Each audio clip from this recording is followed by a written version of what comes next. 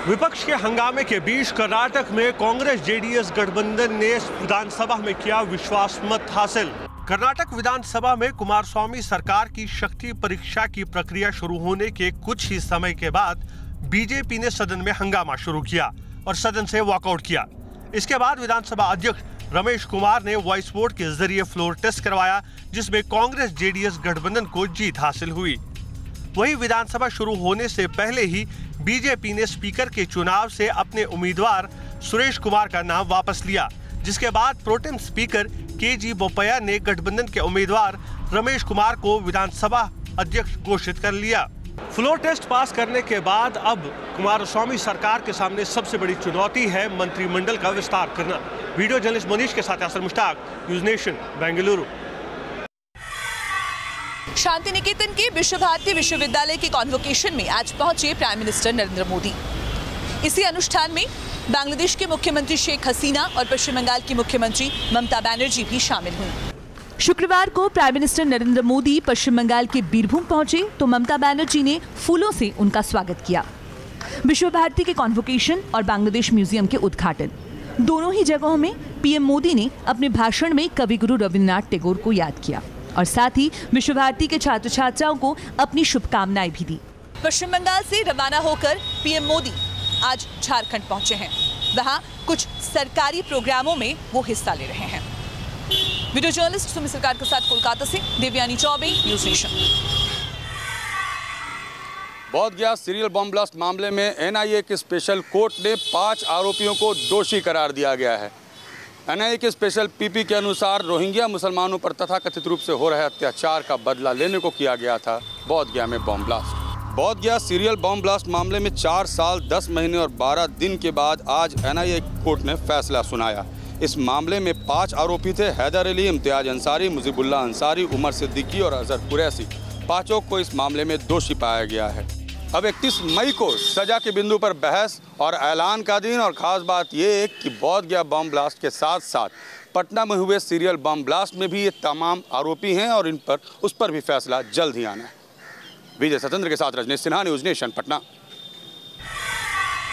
तूतुकुड़ी में police firing का विरोध करते हुए डीएमके और अलायंस पार्टीज ने आज राज्यव्यापी बंद और प्रदर्शन किया। तूतुकुड़ी में कॉपर स्प्लिटर यूनिट के खिलाफ हिंसक प्रदर्शन में 13 लोगों की मृत्यु को लेकर तमिलनाडु के विपक्षी पार्टियों ने बंद और विरोध प्रदर्शन किया। प्रदर्शन करने के कारण डीएमके के स्टालिन, कनिमोड़ी, वीसीके के तिरुमावलवन और कांग्रेस के नेताओं को पुलिस ने हिरासत में लिया। तूतुकुड़ी में कॉपर स्प्लिटर प्लांट में प्रोडक्शन पर कोर्ट ने रोक लगा दिया है, मगर यहाँ के विपक्षी पार्टियों का एक ही डिमांड है कि कॉपर स्प्लिटर प्लांट को पूर्ण रूप से बंद किया जाए। वीडियो जर्नलिस्ट पारसारथी के साथ श्री प्रपंच, न्यूज नेशन, तमिलनाडु।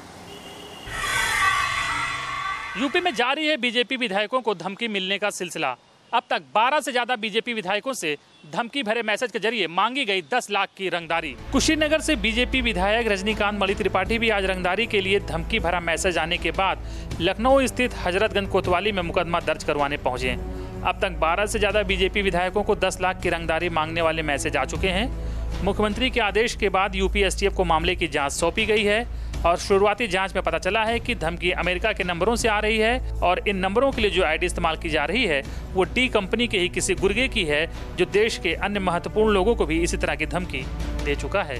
बीजेपी विधायकों से रंगदारी मांगने के मामले को यूपी पुलिस ने बेहद गंभीरता से लिया है और इस पूरे मामले की जाँच अब खुद IG STF कर रहे हैं। वीडियो जर्नलिस्ट मोहम्मद फहीम के साथ अनिल यादव, न्यूज नेशन, लखनऊ। उत्तराखंड के जंगलों में पिछले 7 दिन से आग का कहर जारी है। हालात इतने ख़राब हैं कि पिछले 7 दिनों में अब तक करीब 1800 हेक्टेयर जंगल जलकर खाक हो चुके हैं। पिछले 7 दिनों से उत्तराखंड के जंगलों में लगी आग विकराल रूप ले चुकी है। राज्य में अब तक आग से 2700 हेक्टेयर से ज़्यादा जंगल जल चुके हैं। पूरे प्रदेश में करीब 1300 से ज़्यादा वन क्षेत्रों में आग का कहर जारी है। जंगलों की बढ़ती आग को रोकने में वन महकमा नाकाम साबित हो रहा है कि अगर जंगलों की आग ऐसे ही जलती रही तो ग्लेशियर्स के लिए भी खतरा होगा। अब ऐसे में ज़रूरी है कि सरकारी महकमे जागें और प्रदेश में बढ़ती आग को रोका जा सके। वीडियो जर्नलिस्ट सोनी कुमार के साथ Surendra Dasila, news nation, Dehradun. Petrol और डीजल की कीमतों में आज एक बार फिर से इजाफा हुआ, जो अब नए रिकॉर्ड पर पहुंच चुका है। पिछले 12 दिनों से लगातार पेट्रोल डीजल की कीमतें बढ़ रही हैं। आज पेट्रोल की कीमतों में 36 पैसे पर लीटर तो वहीं डीजल की कीमतों में 22 पैसे प्रति लीटर की बढ़ोतरी दर्ज की गई है। अब दिल्ली में पेट्रोल 77 रुपये 83 पैसे प्रति लीटर तो वहीं डीजल 68 रुपये 75 पैसे प्रति लीटर पहुंच चुका है। मुंबई में पेट्रोल 85 रुपये 65 पैसे प्रति लीटर पर पहुंच चुका है, जो सबसे ज्यादा दर्ज किया गया है। क्रूड ऑयल की कीमतों के घटने बढ़ने से पेट्रोल और डीजल के दाम घटते बढ़ते हैं। क्रूड ऑयल की कीमत $80 पर बैरल को पार कर चुकी है। आने वाले समय में इसकी कीमत और बढ़ सकती है, जिससे मुश्किलें और खड़ी होंगी। वीडियो जर्नलिस्ट आरिफ खान के साथ सैयद आमिर हुसैन, न्यूज़ नेशन, दिल्ली। पूरे देश भर में गर्मी का प्रकोप जारी है। अगले 4-5 दिन भी लोगों को भीषण गर्मी से राहत नहीं मिलने वाली। गर्मी ने दिल्ली सहित पूरे देश में कहर मचा रखा है। तेज धूप और बढ़ते तापमान से लोग बेहाल हैं। मौसम विभाग ने 27 मई तक हरियाणा, राजस्थान, दिल्ली और उत्तर प्रदेश में गर्मी को लेकर रेड अलर्ट जारी किया है। गर्मियों में तेज धूप और गर्म हवाओं के चलते लू लगने का सबसे ज्यादा खतरा होता है। देश में हर साल लू लगने से कई लोगों की मौत हो जाती है।